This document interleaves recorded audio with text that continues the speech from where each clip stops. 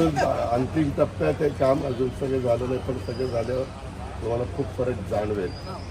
आम्हाला ते करायचं, आम्ही सगळे येऊन करतो. अच्छा,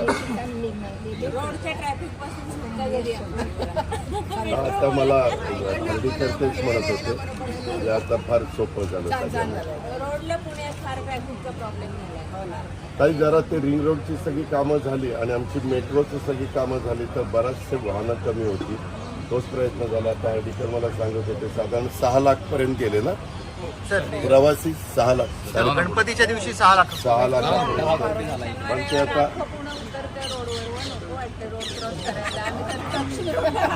आता जीव मोठी उलटलं तर तुम्ही कशाला येता फिरायला म्हणून तर मी जगले आहे.